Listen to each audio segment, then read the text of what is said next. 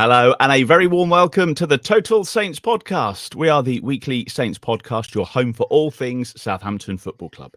This podcast is being live streamed on Facebook, Twitter, Twitch, and YouTube. Our podcast is entirely supported by our loyal Patreon community. Without you, we couldn't make the show this week, and we've had loads of new Patreon members joining us in the last 7 days. So a huge thank you and welcome to Gary Manning, Dave Mackey, and Chris Fincher, who have joined our Bobby Stokes tier, and Southampton NY and Drew Dyer, who have joined our Francis Benali tier. If you fancy joining the club, I've got the details on the way very soon. Now, as you may have heard us talking about it last week or seen on our socials, Total Saints Podcast is a finalist in the 2023 Football Content Awards. Yeah, we couldn't believe it either. We're up for Best Podcast in the Football League category. So a massive thank you to everybody who has voted for us so far. There is one final round of voting, and then it's down to the judges. So we do need your votes one more time. There's a reason why I'm telling you this now too.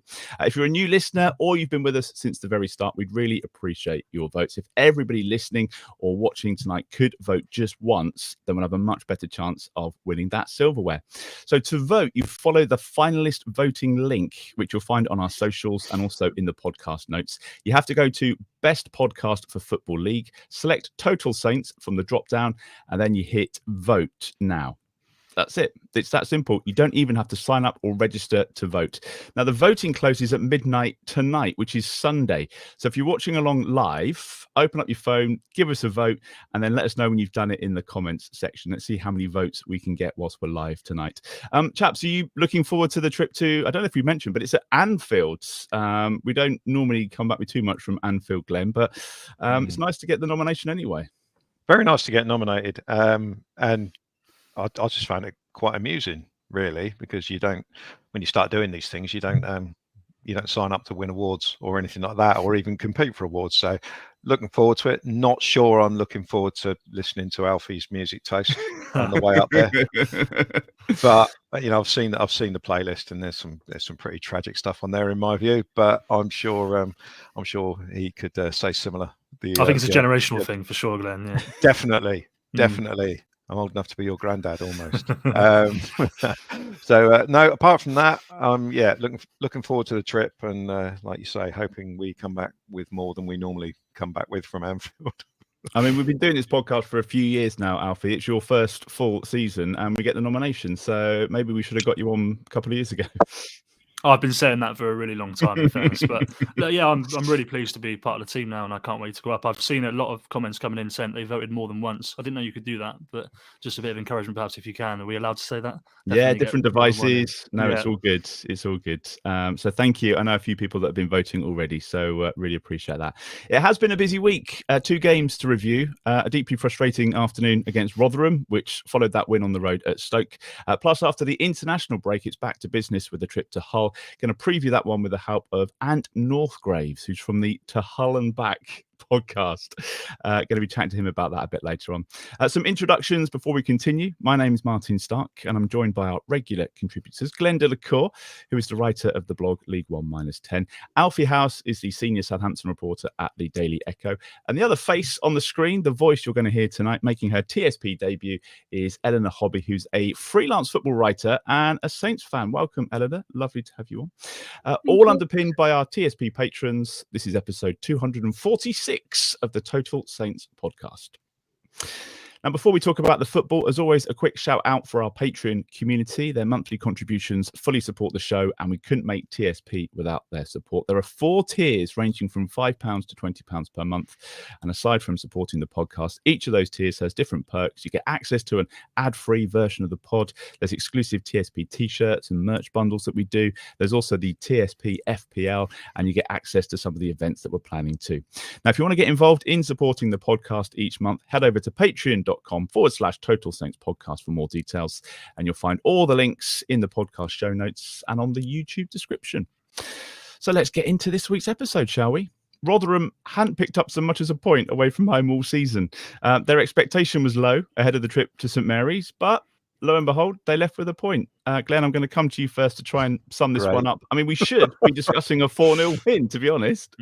Yeah, I mean, you've had the old cliche game of two halves. For me, this was a game of 3/3. I think for the first half an hour, I thought we were brilliant. We played some great stuff, pulled them apart all over the place, scored, goal disallowed, keeper made 3 or 4 blinded saves. And it looked for all the world like we were going to win 4-0, 5-0. Just needed that second goal to go in, and then you thought the roof would cave in on Rotherham.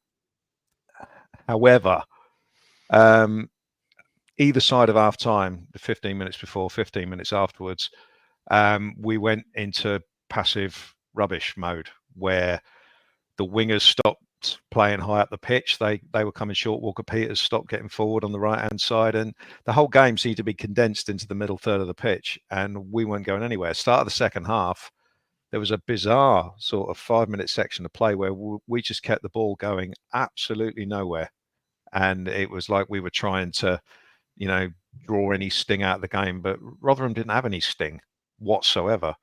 And I don't know if we were giving them too much respect or waiting for the, some sort of onslaught, but that was rubbish. And then of course they scored, and the goal they scored was a massive catalogue of errors, starting with giving them the ball back. I'm sure we'll get onto that.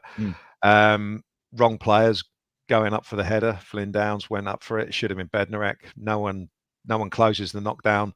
It's a terrible header by Harwood Bellis, just plops it down.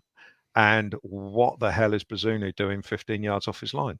It's just, once the ball has not been secured, and if the ball's bouncing around like that, get back on your line. If he's back on his line, he just catches it, in front of his face. It's never going to be a goal. The ball went in halfway up the goal.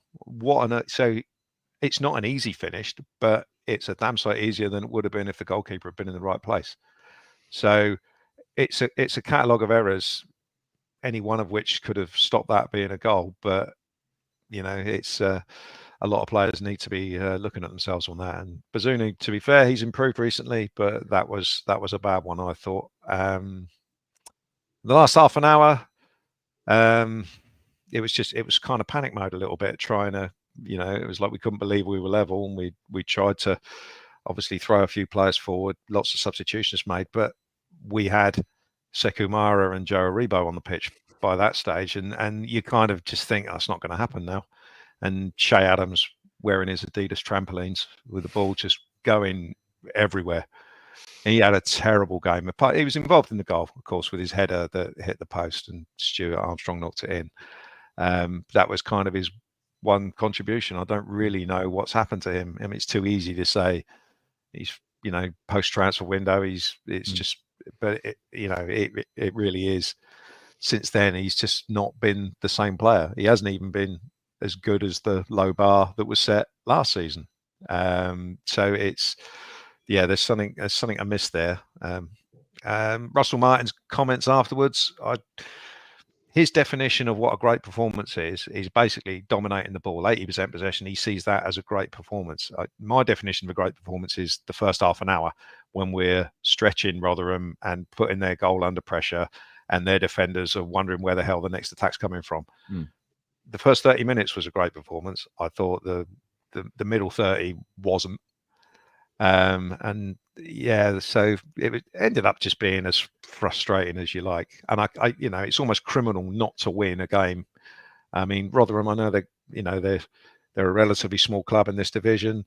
They've got a lot of injuries, but to not beat them, they're the most limited team we'll play this season. The 11 they had out on the pitch. So it was just a terrible result, really. Bearing in mind what we're trying to achieve this season. I think that's the context, isn't it? And I do want to get on to the criticism of the team a little bit later, because I think it's important that we address that. But Alfie, should we be pleased with the performance, the domination, the 80% possession?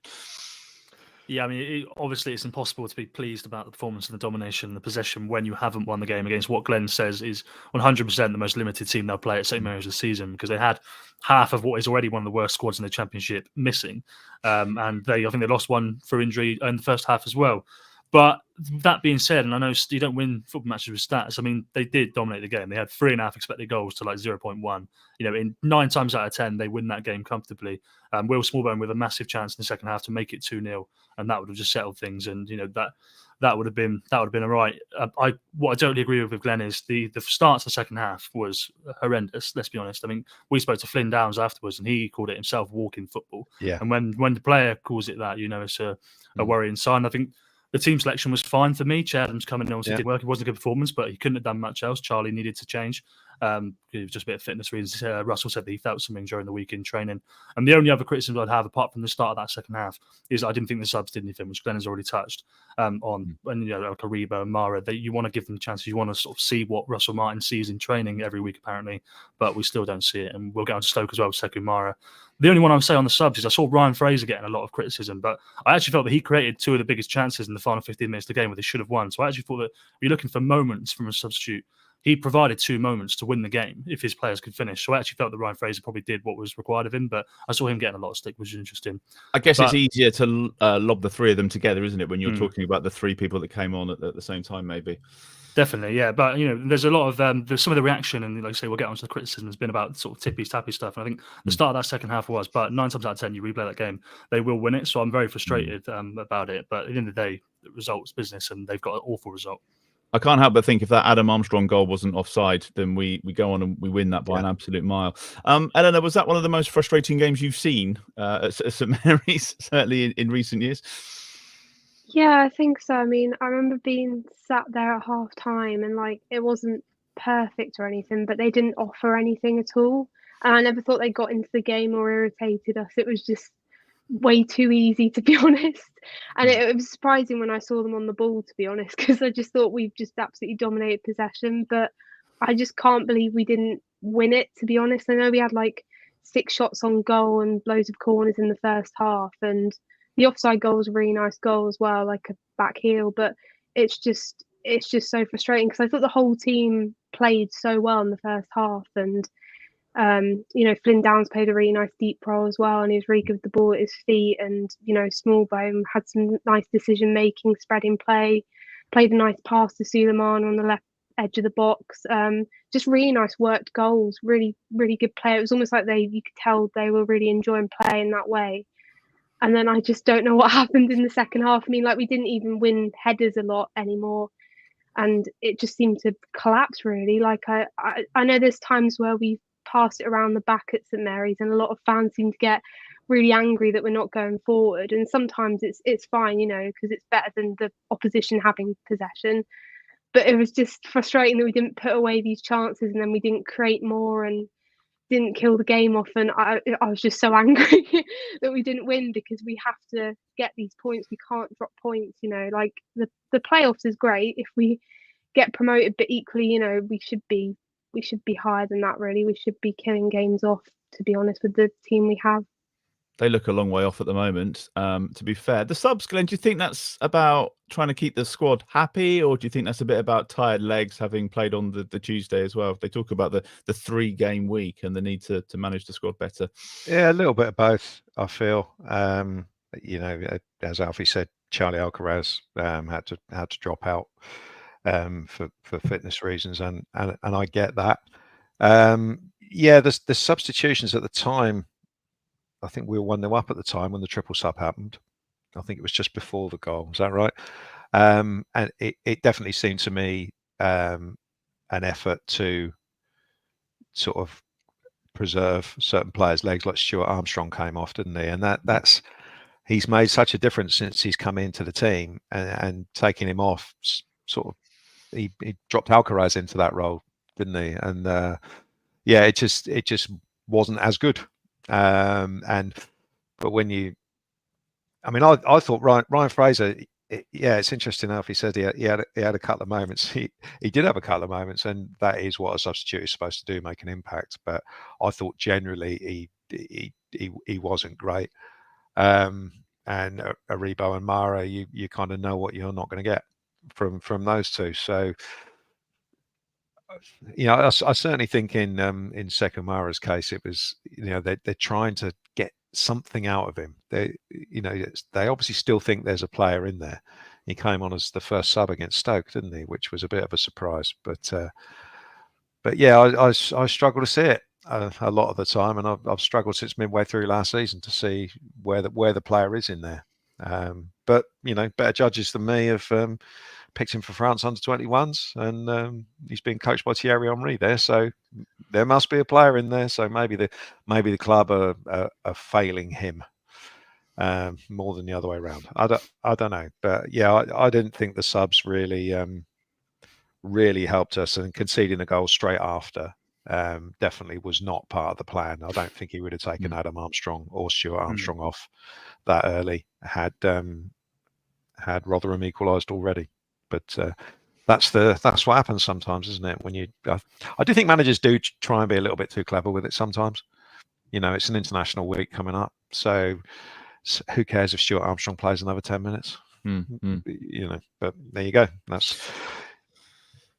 James is one of our patrons, and he says that hugely frustrating day yesterday, but if you would have offered Saints fans 7 points from 9 before those 3 games, most would have snapped your hand off, which I think is a fair comment. Again, it highlights how poor the strikers are, in particular Che. Not sure why he started yesterday. I think we've touched on some of that, James, but is that a fair assessment of those games? We were expecting Alfie to probably lose against Leeds and then maybe nick a draw at Stoke and then win convincingly yesterday. So all said and done, looking back on those last 3 games, it's probably where the return that we thought we were going to get. Yeah, and I think that is something that Russell Martin said at the end of the week. I think at the end of the day, you need to beat Rotherham at home, second from bottom, and it doesn't excuse that by any means. But he did say that if you were to look, reflect on the week, it's been a good week, a positive week for the club, and I think it had been. They really massively important result against Leeds. It had to turn tide a little bit. The atmosphere was really good, and I thought the atmosphere actually yesterday, for the most part of the game, good as well, despite obviously the delay to the second half and everything that came with that. I thought that they did get behind the team, and that was as a result of the week they've had. The Stoke, we'll get into the Stoke one more clearly, but I think they showed real tenacity and real steel in that Stoke game. Again, the second half wasn't a brilliant footballing performance, but in terms of a defensive performance and defending the box, Bednarek and Harwood Bellis gelling, it was a good week. And I don't leave this week, despite not beating Rotherham, concerned in any way or thinking, or maybe we should make a change or anything like that, because at the end of the day, they could have quite easily had 9 points from 9, had a couple of different chances gone in. And yeah, we touched on Che. It's not a pile on Che, but he had 3 big chances in the first 10 minutes, gave the ball back to them for the goal. So he's got a lot of work to do to get back into the team now, because Charlie's definitely ahead of him, 100%. And when Ross Stewart comes back as well, he's going to have even more competition. So I'm not sure what he's playing at really. Are we?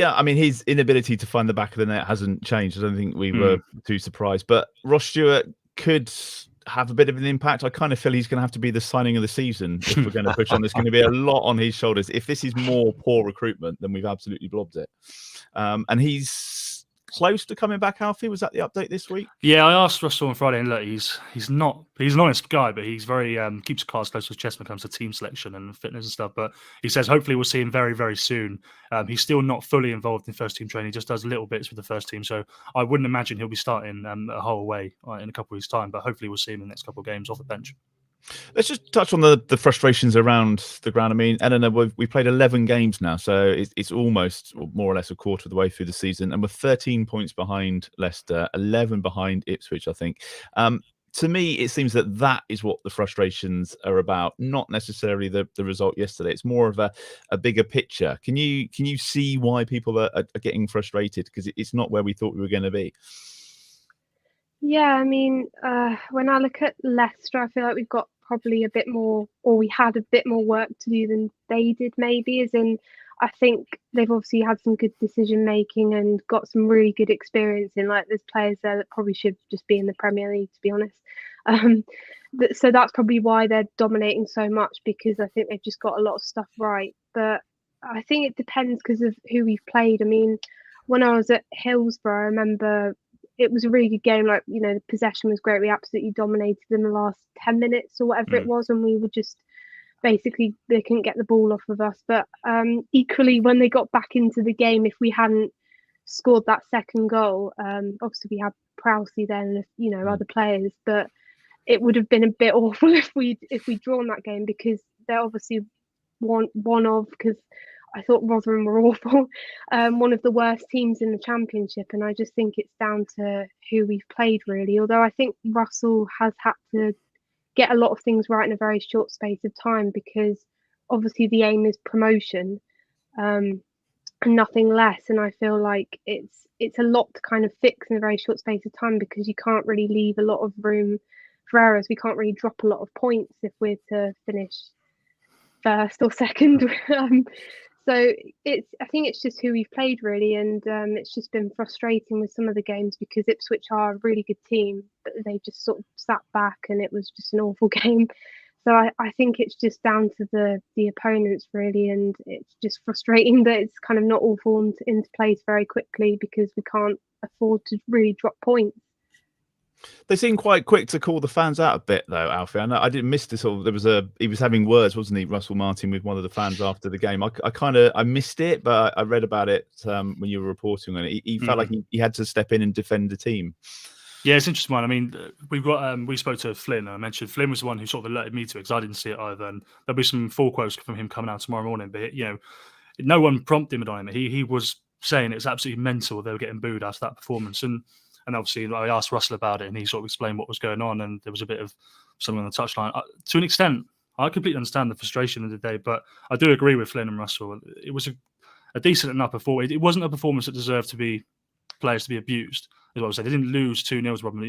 They did dominate the game. They did create enough chances. They missed the big moments. But I think I'm always a little bit cautious. When Flynn's saying it, when Russell's saying it, I'm always in the back of my head thinking, you could probably not say that and just save yourself a little bit of trouble. Yeah, they must be talking about it in the dressing room. Glenn, couple of things. Reflects the view of the club, yeah. Couple of things before we put it to bed. You can understand the frustrations, I guess, can't you? Because I mean, we're all feeling it, and it's not just that game yesterday. It's the last few years, isn't it? We still haven't turned that corner. Or it doesn't feel to me like we have. I think you're giving a lot of fans way too much credit that they actually think past the 90 minutes they've just seen. Taking that game in isolation, it's a game against a poor team that we really should have won. Obviously, I think a lot of people have got it in their head that they don't like Russell Martin's brand of football, and it doesn't matter what happens. I mean, I thought the first half hour was brilliant, as I said earlier, and the players stopped playing that way. I can't imagine Russell Martin was sat on the side saying, Camel Dean, stop making runs, Kyle, stop going forward. I can't imagine he was doing that. They seem to just don't seem to need much encouragement to go into a real sort of passive mode of just keeping the ball with no stretching of the opposition. And that's, Gordon Strachan used to call it propaganda football, where you're just bolstering your stats and you're not going anywhere. I mean, Hull, that's who we're playing next week. Rotherham, they scored from a long ball and a knockdown. And I'm not saying we should smash the ball up the pitch, but we do need to. There's a time and a place. Keep trying to pass the ball forwards. And interesting stat for you though, they have played the ball forwards more time than any other team in the championship. Most progressive passes, most progressive carries of any team in the championship as well, or top two. Yeah, I mean, as you know, I'm not a big fan of the stats and stuff like that, but I guess that's only really, relevant to the amount of possession you have. If you have the ball for 80% of the time and you pass the ball forward one more time than a team that has it 40% of the time, then, I think that's the frustration. I think people have preconceived ideas about the, Russell Martin's style of football is going to be a problem. And I think if it works properly, like it did in that first half an hour, then there's absolutely no problem with it. But the players have got to be A, good enough, and B, willing enough to keep doing it for the 90 minutes. And I believe he's made that point before. If we hadn't have had that really stodgy half an hour in the middle of the game, then I just don't think Rotherham would have got near our goal. Yeah. But we invited them onto it, and that's the problem. Last thing, Glenn, can you just clear up this Che chucking the ball back to their keeper business? It seemed to me that they wanted to make a change. They played it out. We gave it back to them. It wasn't a head injury, was it? It was odd. It was bizarre. I didn't think anything of it at the time because I assumed that someone must have been injured. And that's why the goalie threw the ball out. If it's simply a case of if it's simply a case of they wanted to make substitutions, then the goalie's an idiot for throwing the ball out, because 99 times out of 100 you would not get that ball back. Why would you do that? You wait till there's a natural break in play. I mean, Yeah, it's a strange one. If it's as reported that we were just being nice and giving it back to them, then that's just absolutely absurd. Well, it's really frustrating because as a segue into the Stoke game, during that game, I think Jan Bednarek put the ball out of play when there was a Stoke player injured under the sort of last 10 minutes under the cosh, and Ben Pearson didn't give the ball back and actually ended up throwing in for an attack. And Russell Martin was really frustrated about that on Tuesday night as well. So the fact that they've then gone and done something similar the other way around Saturday feels like they're not learning. They're not learning. We will get into the Stoke game. I feel that we have to review that before we finish tonight. But I want to pause just to preview the next game, because after the international break, it's a trip to Hull. It's a biggie as well. It's 8th versus 9th. So to help us preview that game is Ant Northgraves from a podcast called To Hull and Back. I think if there was an award for the best name for a podcast, then that goes to you guys. And I guess you couldn't not call your podcast that. I must say, Ant, you're also up for the Football Content Award this year. You're in the same category as us. So yeah, competition, healthy competition. Yeah. So I'd like you to be good tonight, but not too good, if that's all right. Well, I'll be contributing to yours, won't I? So You'll get a name mentioned in dispatches. Are you going? Are you going to Anfield? We're going to see you there. You are, yeah. I think three out of the 4 of us are going. So yeah, you'll see majority of us. Good stuff. Well, you're obviously on just to enlighten us a little bit about your season and how it's going. What have you made of the start? How's it been so far? Yeah, it's been very good. I think pre-season expectations were we'd probably be a mid-table side, possibly flirt with the playoffs kind of season. But with, if anything, under Rosinia, we've just been hard to beat, and we've continued that this season, despite perhaps being a bit more leaky at the back than we were last year. I think we've only lost 8 out of either 39 or 40 games that Rosinia has been in charge of. So, at this level, that's very good. Last season, we were absolutely ravaged by injuries. We couldn't score goals. So our main focus, was to not concede goals, which is what we did. Got through the season quite, as we expected, mid-table, staved off relegation. This season, like we say, we started like a house on fire. Started to teeter off a bit at the minute as we've got a couple of injuries to key players. We've only got one win in the last 6, I believe. We just keep drawing games. I think they were saying that we're 5 draws, isn't it, this season? Is it 5 draws? Yeah. It's majority of them at home. We can't seem to. If the impetus is on us to attack, we really struggle to break teams down. But if a team comes onto us and leaves space on the counter, that's where we can damage teams.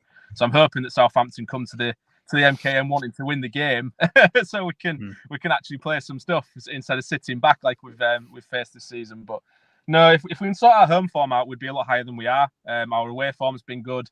We've not lost at home this season, which is good, but we've just only won the 1. So it's would you rather win and lose or draw 2 kind of approach? So, but no, it's been a good season, a lot of promise. We've definitely got the foundations there to start thinking about a top 6 push. If we're in around this sort of position come December, January time, then you'd really start to think this could be a season where we try and get into the top 6. But let's see if we can get through this little bit of a bad run first. Is the international break going to help, do you think? Chance to work on a few things. Do you think there might be some more players coming back from injury? Is that going to is the extra week going to help?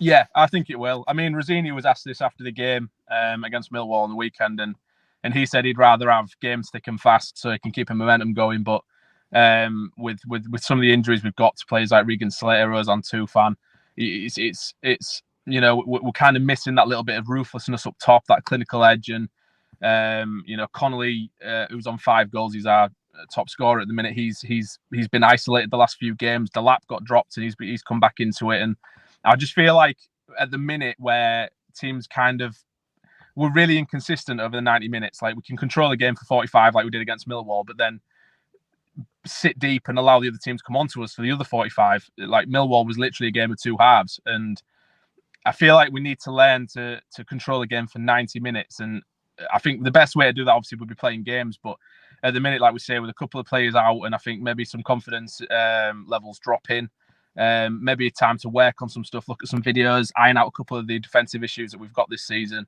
and work on really, converting some of these chances. And the international break's probably come at a good time for us, despite what Rosinia says. Alfie, games after the international break always worry me a little bit. I don't know if they never seem to come at the right time for us, do they? It's like there's too much time to think. Yeah, it's also the second time in a row they're going into this international break on a little bit of a minor wobble as well, I suppose you could say. Obviously, the last one was a bit more of a major wobble up at Sunderland with the 5-0 defeat. It's going to be interesting to see what Martin has on his disposal this week, because obviously last time I went up there and did a training session during the international break, they had 10 or 11 players involved. This time he's got one less, with Charlie Alcaraz obviously going off to Argentina. So he's not going to have many people there. Be Flynn Downs, Mason Holgate, Adam Armstrong, hopefully Ross Stewart, and obviously a few others. So exactly what preparation he'll have, I don't know. I think Charlie's meant to get back sort of 2 or 3 days before the game from Argentina. So I can't imagine he'll be starting on the bench Saturday, then. which could well mean, like say, Che Adams is back in the team again. So yeah, it's going to be interesting. And then it's going to be a long week to think about those missed chances at the weekend. What are your thoughts ahead of this one? Well, I feel quite bad because I don't know that much about Hull, but that's my own. That's why Ant's here. Exactly, yeah. I was actually going to ask how Liam Delap's been doing, but it doesn't sound like he was worth the 25 million we were going to pay for him. So I'm sort of glad we've dodged that bullet, really. But yeah, I mean, he's actually just Liam Delap has actually been really good.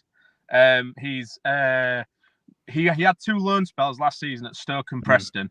And it was one of those signings that when we made it in summer, you were kind of skeptical because, both them fan bases were saying he's not actually that good. We were wanting players that could convert chances, and he didn't look like he had that goal scoring prowess about him. So it was a bit of a strange signing, and obviously came with skepticism amongst the fan base. But he, for me, has probably been one of our best players this season. I don't quite know why he got dropped. I think it was because we played, 4 games in the space of like a week and a half, and maybe minutes were getting to him, and he's going away with the under-21s as well, so he's got the extra minutes in with that, and maybe don't want to burn him out. But his hold-up play is fantastic, and I think it's what he gives to us is it's more than his goals. So we've not signed him to be a goal scorer. He is he's our forefront of getting out of defence and midfield. So he drops deep, he'll hold the ball up, and then on the turn he's frightening. Like his pace for how big he is amazing. And his skill on the ball, I mean, he's just not the player we were told we were getting. He's just absolutely phenomenal. He definitely deserves to have more goals than what he's got, but it's more about stretching defences and creating spaces for the likes of Philogene, for the likes of Connolly, for the likes of Tufan, to score those goals with the late runs into the box. He's more of a provider, and our play kind of goes through him. So, he's. I mean, if you were signing him for 25 million, maybe that's a bit much at the minute. But he is young and he's English, so you've always got that English tax on players, aren't you? And he's. I mean, Guardiola was full of praise for him, and I feel like he's not the kind of manager to, say a player's really good at something if they're not. So no, but does he take throw-ins? Really does he take throw-ins like his old man? No, he does not. He does not. That's a waste, isn't it? I can't believe 18 years of development, and that's. I know. Where's the legacy? Yeah. If we'd have signed him, there'd have been a buyback clause in there and all sorts of nonsense anyway.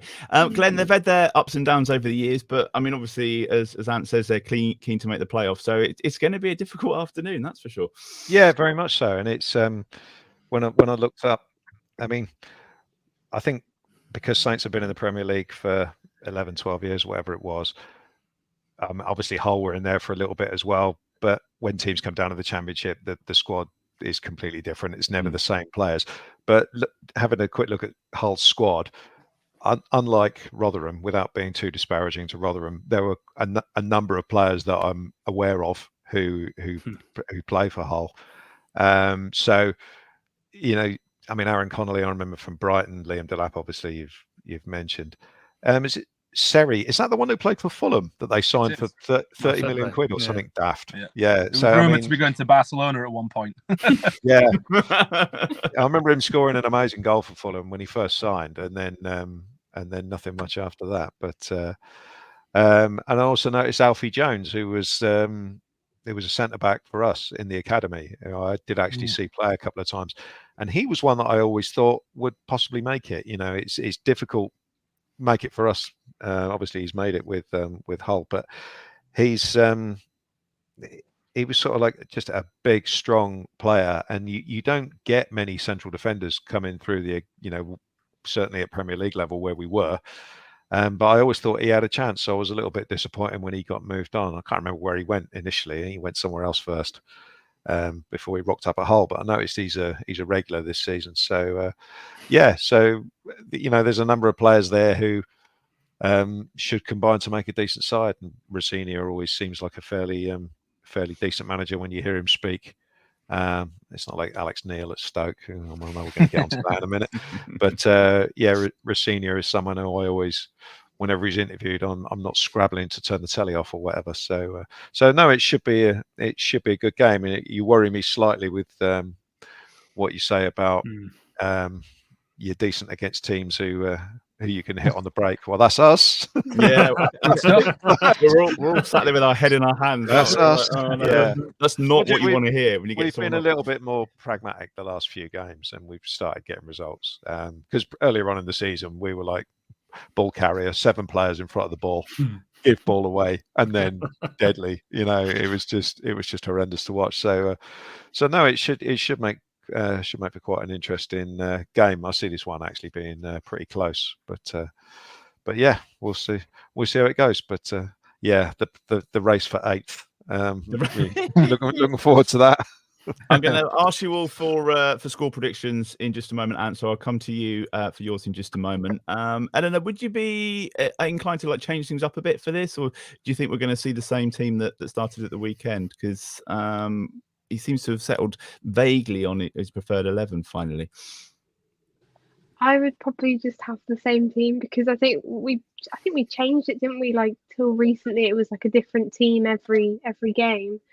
But obviously, minus Shay, I prefer Charlie. I think the team we had at Stoke, I think that's probably our best 11 at the moment. I think Harwood, Bellis, and Bednarek have been a really good partnership as well. So hopefully Jack Stevens will come back. But I think that's definitely our best centre-back partnership at the moment as well. Well, it was a game we lost 2-1, I think, last time back in 2016. I was trying to check the stats. Charlie Austin with the goal for us. And I'm going to start with you. And what's your score prediction for this one? Are we all going to go for a draw off of the back of what you said? It's at home. So a draw is probably the banker bet, because we just draw at home. That's all we do. We might as well be artists. That's why they've been nominated for the award. There you go. That's your content for you. No, it's one I'm actually a bit more optimistic about, because, like I say, we're far better against the teams that want to come and attack us, because that there is, we've got absolute lightning on the counter. I mean, Jayden Philogene, how we've managed to sign him permanently in the Championship. I mean, above clubs like yourselves and Leicester, that could probably have pinched him for back pocket change, kind of, your parachute payments and selling players for 50 million or whatever it is. But he's been absolutely phenomenal. I mean, his first 45 minutes against Millwall last week was phenomenal. I think it's the best 45 I've seen from a City shirt in a long time. Players like him, like I said, Delap. We've got attacking fullbacks in Cyrus Christie, Ruben Vinagre if he plays, but Jacob Greaves does a fairly adept job there as well. Like I said, we've got Seri and Tyler Morton, who sit sort of conducting play in the middle, and they can ping a long diag in behind, which has been a good source of goals for us this week. So if you play a high line, we're very good at exposing that. So I'm going to be slightly optimistic, actually, and I'm going to say I think we might come away 2-1 winners. I'm sorry to come on here and say that, but it's not very often I'm optimistic, so I'm going to take it. Glenn?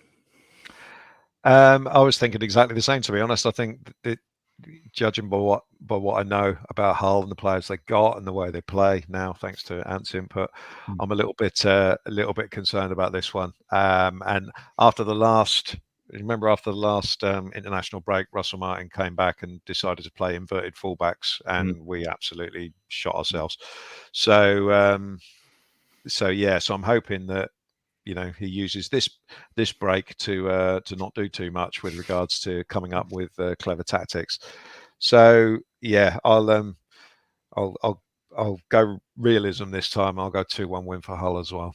Okay, Alfie. Yeah, I mean, I've been having an absolute horror show. I mean, we all have, to be fair. Nobody's particularly well this season. I am bottom by 1 point, so I could do with a result here. I was so unlucky with the 1-0 Rotherham, by the way. I'm a little bit. I agree with Glenn and what Ant said. I'm a little bit worried about it, but I I don't know how many players Hull will have going away. I think there is something to be said about the fact that all of the squad pretty much do leave during international break, and that will make things difficult for Russell Martin. But I'm always wrong, because I'm going for a 2-2 draw and hopefully for a 2-1 win. Okay. Eleanor, score prediction from you, please. Not too much pressure, because as Alfie said, this is where we always get it wrong. So none of us picked up a point last time. But how do you see this one playing out? I have no idea. I think maybe if you said you love draws at home, I don't really know, to be honest. I mean, obviously we do have like a good attack. We can score goals, even though we didn't put away our chances yesterday. But I don't know. I think with similar position in the table, I'll just go for 2-2. 2-2. There's a lot of people watching that have said 2-2 tonight. Sounds like there might be some goals. So, Ant, thanks for coming on. Really useful insight, and we shall see you at Anfield for a beer for the Football Content Awards. So, absolutely, yeah. Thanks for having me on. I'm actually in my car. I'm not sure if you've told. I've had a really busy weekend, so I just managed to cram a little spare time in before I set off home. So yeah, it's been quite an experience. All really appreciate it. So we'll catch up later in the season as well. Thanks for coming on, Ant. Cheers. Yeah, cheers. Thank you. See you later. Couple of other bits. I feel like we need to just talk about the Stoke game, so please stay with us if you're watching live. A Stuart Armstrong free kick and Saints 3 points on what was a mild Tuesday night at Stoke. I mean, that was a decent strike, but if we're being honest, we rode our luck a bit there, didn't we? Some of the decisions. Yeah, a little bit. I mean, I thought the referee was interesting from the first minute, to be honest, because the way he handled the Sulemana against their right back, he basically pulled him back every single time he went past him. So with another referee, he could have been sent off literally after about 6 minutes, because he was awful, and that was all he had, was just pulling back the player as he'd gone past him. So the referee was a little bit interesting, the way he handled that. The goal came. I know Stoke fans are moaning about the it wasn't a free kick. It clearly was. Free kick. He had hold of his shorts, and you can't do that. The Stoke fans annoyed me actually right from the first whistle with the treatment of Will Smallbone. Yeah. Booing a lone player that played really well for you. Absolutely ridiculous. So that annoyed me, and I don't find much likable about the way Stoke approached the game, or Alex Neil. Never warmed to him whatsoever when he was manager of Norwich. So we got the goal, brilliant free kick, obviously, into the second half, and there wasn't a great deal of quality in the game. I never really felt like Stoke were going to score. They had a half penalty shout, which was embarrassing. There was like nothing in that whatsoever. And then they had the rugby tackle by Bednarek, and it was just nuts how that's not given. I've seen a couple of people trying to defend it and say it's not a foul. It is. It doesn't matter where the ball is. It doesn't matter that the ball's gone through to the goalkeeper and no one's. That's a foul. As I say, the game I thought was pretty low on quality, but it was an entertaining sort of like championship game. It was a good test for us, and I really like the handbags. Yeah, agreed. Afterwards, I like the fact that the handbags started and we didn't take a step backwards. I mean, I remember getting told by an old manager of mine years ago, don't take a step backwards, but don't punch anyone either. So you basically keep your discipline, but sound advice. Let the other team know that you're not going to take a step backwards. And I thought all that was good stuff. And when Mark Travers on loan from Bournemouth, I mean, how embarrassing was that? He runs 20 yards to get involved in all the incidents, and then Charlie gives him a little push in the back, and he's 6'4" and he dives on the ground. It's just embarrassing, mate. Stop it. So overall, we played out the 10 minutes of injury time. Stoke they sent on Wesley. It's my old thing. No good footballer's called Wesley anywhere.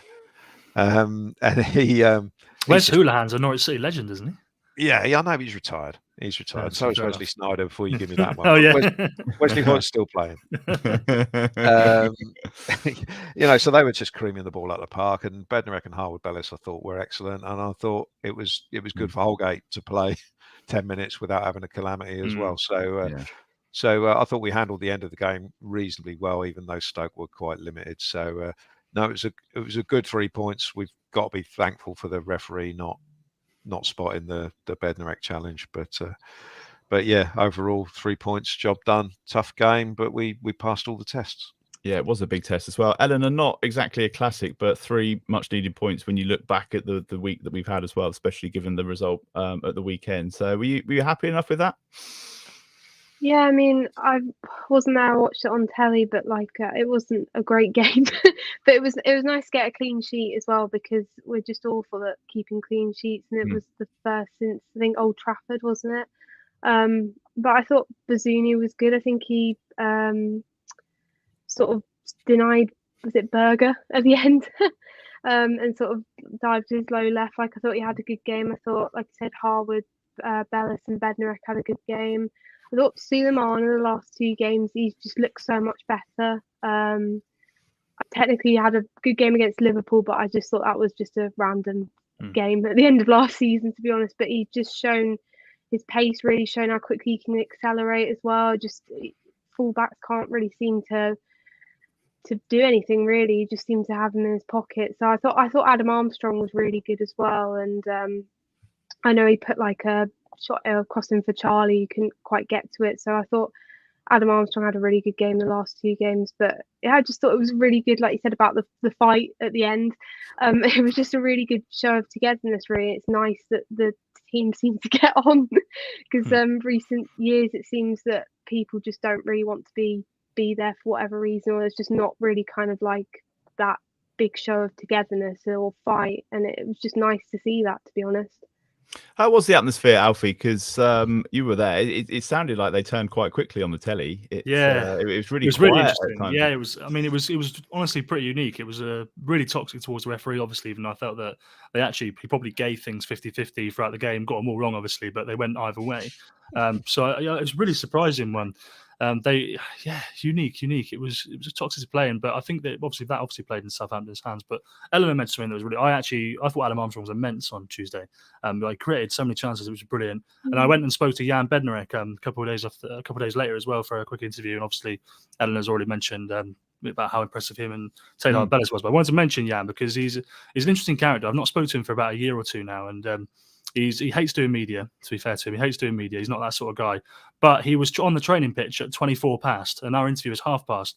And I was thinking, well, there's absolutely no way that he's going to be on time. But long and behold, 29 past, 5 minutes later, he's gone all the way from the training pitch right through the pavilion. He's there to sit down and no bullshit, straight into it, get the interview done. One thing he did say was, he's obviously taken this leadership role on a couple of games now. He's, I think, literally picked up Flynn Downs and Charlie and dragged them away from things kicking off. And it's perfect. It's just what he needs to do. He said that we're here to play football, not another sport, which I'm not sure if that reflected on his rugby tackle in the box. But he is somebody who is taking up a massive role now. I don't know if it's just he's seen the chaos around him and realizes that he can be the one who can cool it down. But that was what he said. Yeah. The big line was, I'm here to cool this down. I think you have to credit Jan. What a turnaround for him. There was definitely a time last year. Sorry, Martin. He should be the guy though, because he's got 40 odd caps for Poland.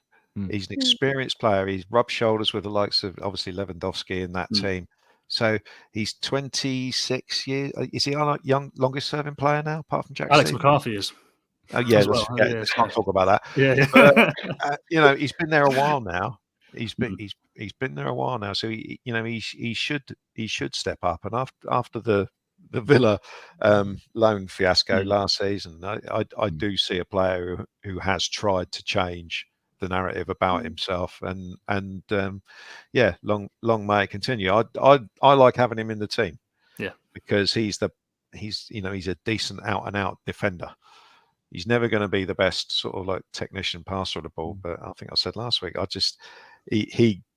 think Stevens and Harwood Bellis as a combination, that it would be, I don't know, too soft, if you like. I think there'd be 2 very, very similar players there, whereas Bednarek just gives you that little bit different, and in this league this season, I think that's a good thing. It's going to be a dilemma, isn't it, when Stevens comes back? But I guess as a manager, that's the kind of thing you want. I remember Bednarek as well last year. Had he gone off injured, or he'd been subbed and he was coaching from the sidelines, wasn't he? Yeah. Kind of kicking every ball and shouting them through. So I want to do player of the week as well. So anyone that stood out for you, taking into account both games, Obviously, Kyle Walker-Peters again is what I thought was pretty decent yesterday. Anyone else, Alfie? Any obvious ones?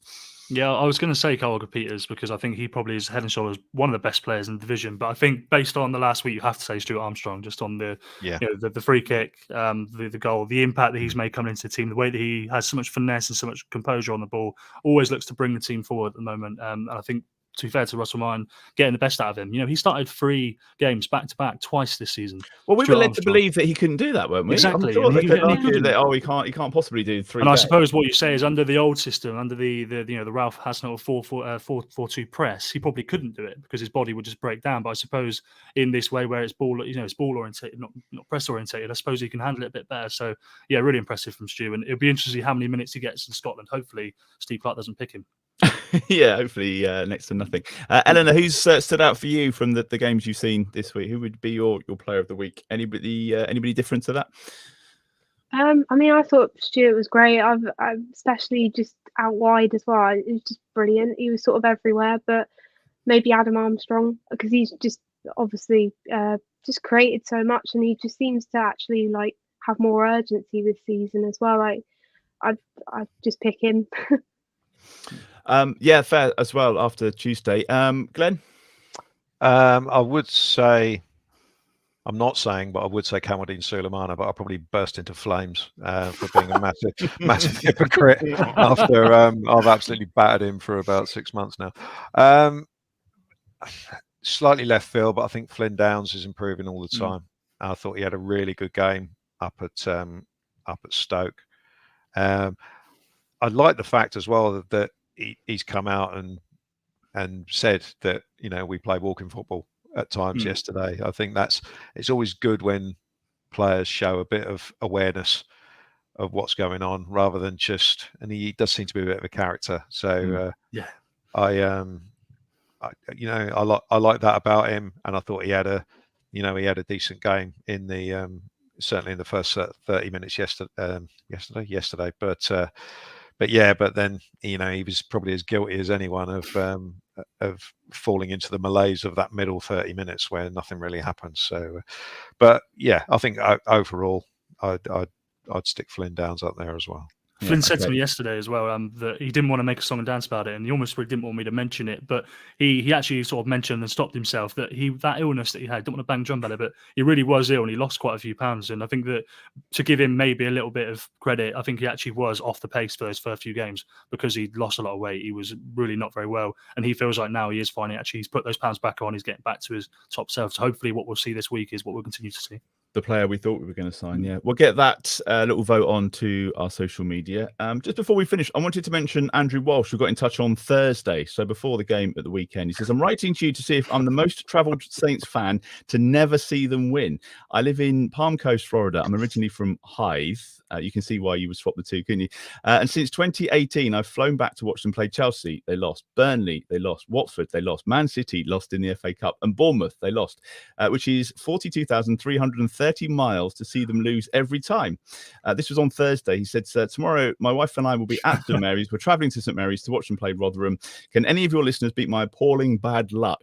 And that was from Andrew, who then got in touch again after the game to say, well, that was awful. 50,796 miles, and I still haven't seen them win. There's only so much a fan can take. We were dreadful in the second half. Keep up the great podcast. It's my go-to entertainment every week on my long drive to work, from Andrew. So thank you, Andrew, for sharing that. Can you also let us know the next time you're going to come and watch the team? Because we'll probably all stay at home, to be honest. So thank you. Lovely to hear that. That's it for this week. Don't forget the Football Content Awards. I think we've mentioned it plenty tonight. We're nominated. We need your votes. You can do that until midnight tonight. Details can be found in the podcast and the YouTube description, or by checking out our socials. Of course, it's at Total Saints Pod on Facebook and Twitter. You'll also find us on Instagram and Threads. If you're on there, it's Total Saints Podcast. And as you know, if you're you're watching the podcast on Sunday evenings, we always live stream TSP every week to our Facebook, Twitter, Twitch, and YouTube. We do love hearing from you throughout the week, especially if you travelled miles to see the team lose. You can drop us a DM on any of the socials, or you can email us totalsaintspodcast@yahoo.com if you've got something to share. We're also on Patreon. That's where you can support the podcast with a monthly contribution. You visit patreon.com/Total Saints Podcast. There are 4 tiers ranging from £5 to £20 per month, and each of the tiers comes with different perks, including weekly shout outs to those patrons in our Francis Benali and our Mick Shannon tier. So thank you to Dave Melton, Mark Atkins, Andy Hollis, Matt Hall, Anthony Thompson, Saints in Exile, Gavin Ford, James Harron, Nicky Nicholson, Southampton NY, and Drew Dyer in the Francis Benali tier. And also to Colt Baker, Dave Ernsberger, Ed Busy, Nick Higston, Phil Cook, Matt Rose, and Nick Reed in the Mick Shannon tier. Thank you, Glenn. Thank you, Alfie. Thank you, Eleanor. Thank you for making your debut. I hope that wasn't too painful reliving those games. Thank you for watching. Thank you for listening. And we'll see you again next week.